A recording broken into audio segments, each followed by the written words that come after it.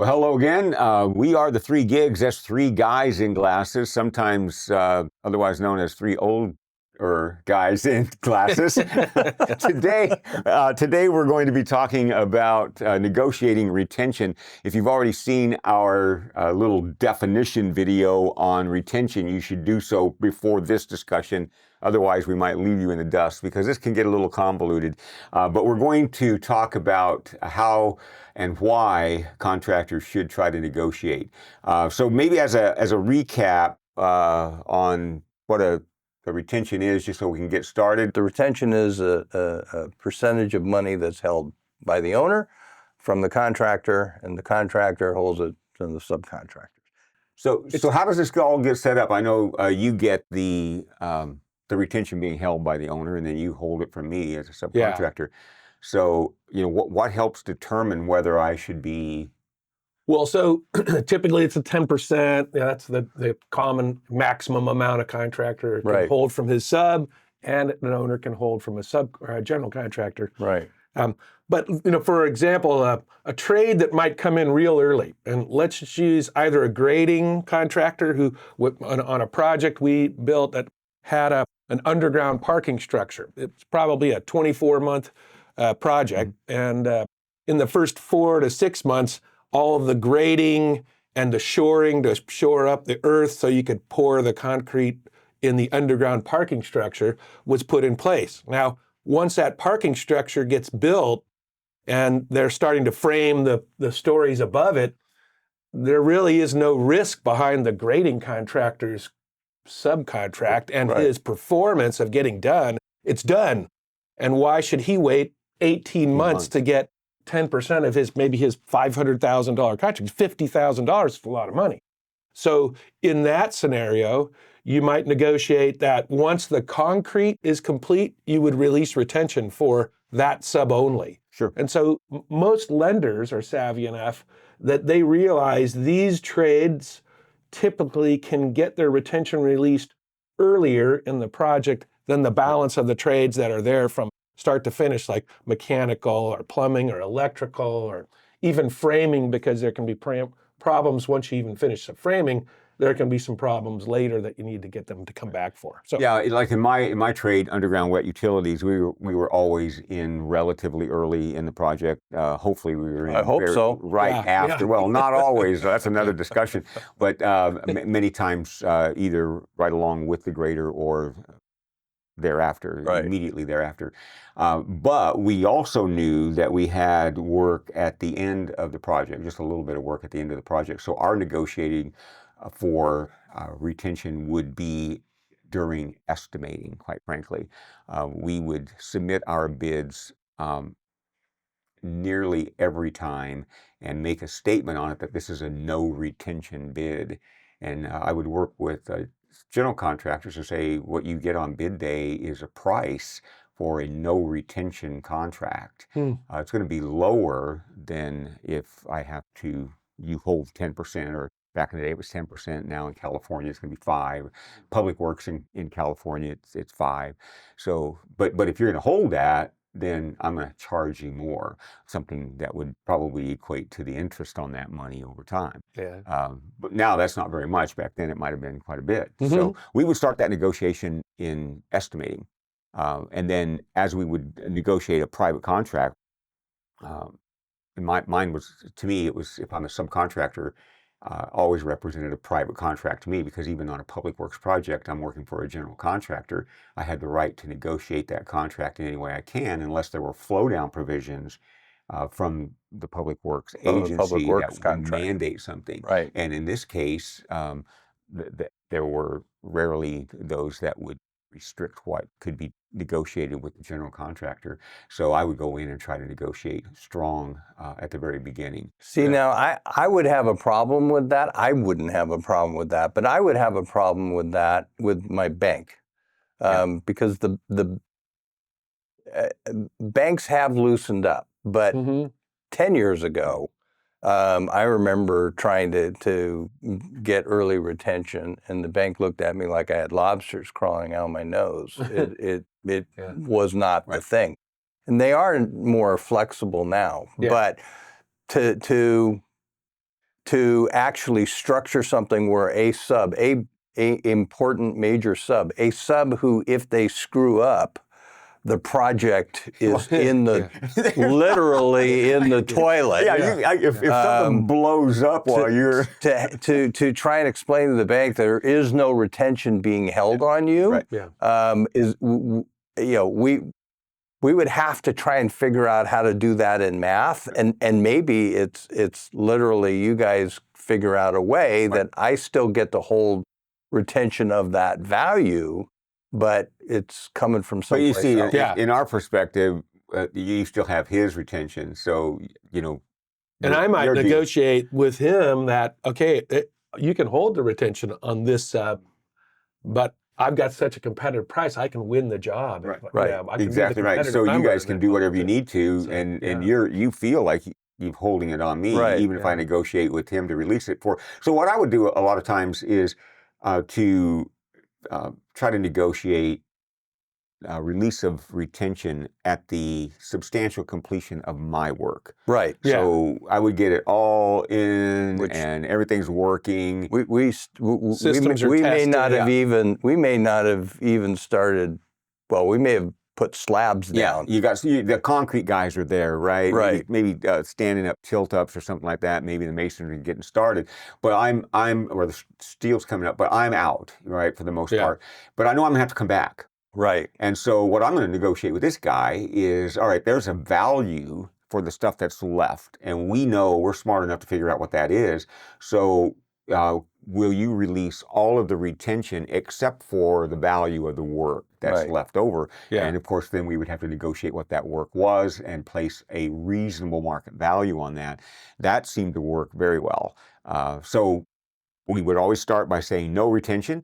We would then, if that didn't work, we'd say, okay, retention, if it was 10%, whatever the state would allow, but then I want to reduce by 50% when 50% of the work is done. Right. And then I want paid all of that retention at substantial completion with your substantial completion. My substantial not completion, our substantial. Right, my substantial completion, with the exception of any leftover work that we could put on the schedule of values, and then we would create the schedule of values to have those items, and it would be clearly stated on there that was in lieu of the retention. It's a common contractual clause in most of the documents that you would typically use in a construction contract, that we can identify this scope and separate out 125% of the value of just that scope and pay you the balance of the retention, so that we really can kind of segregate or isolate those little issues that we think could be a thing later,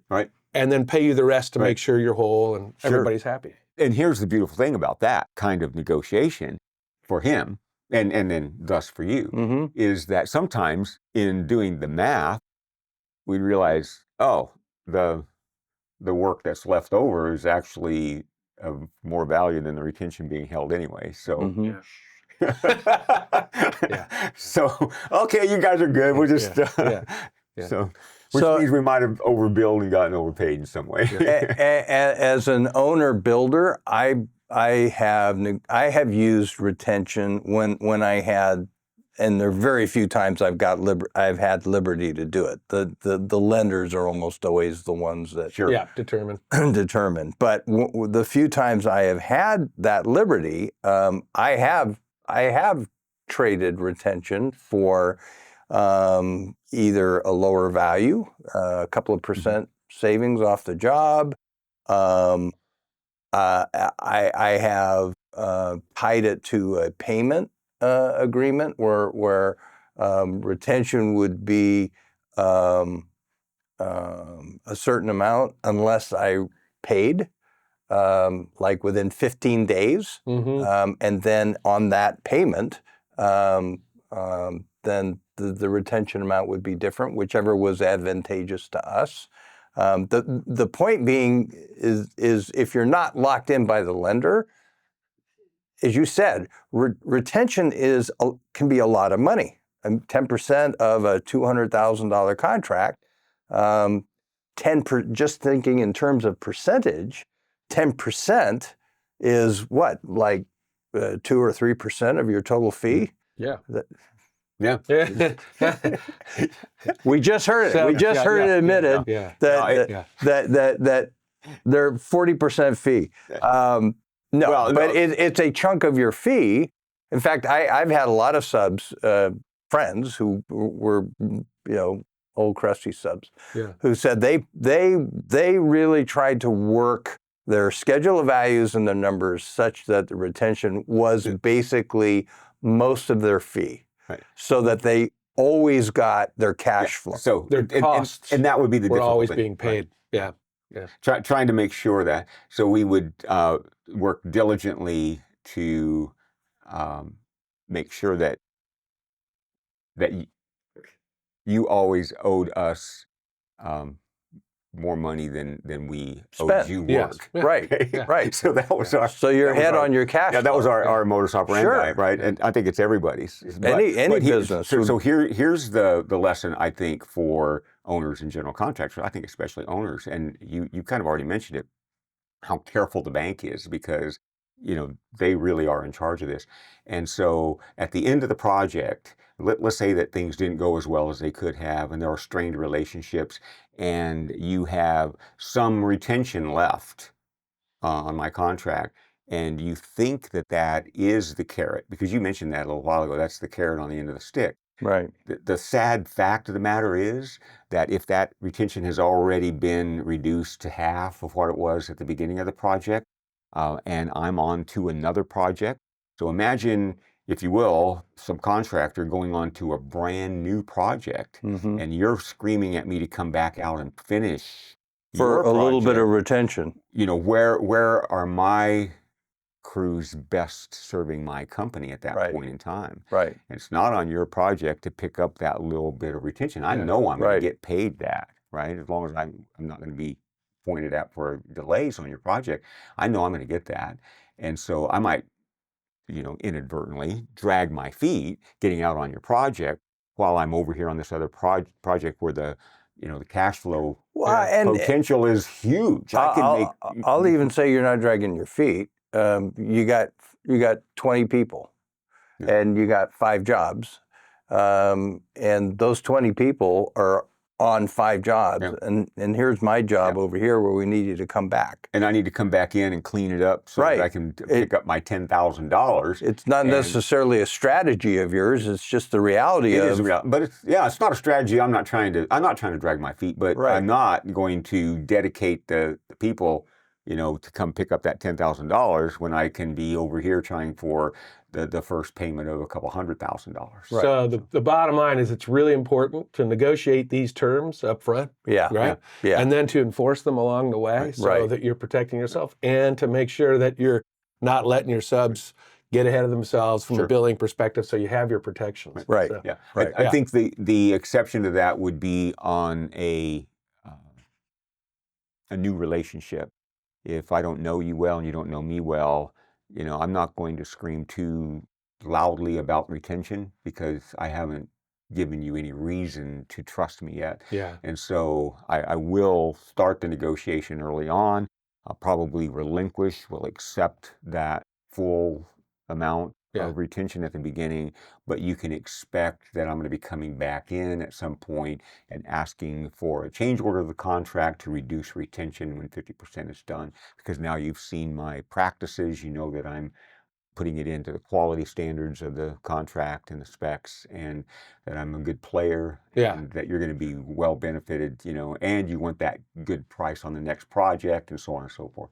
right. So, Negotiating retention, you can do it unless you can't.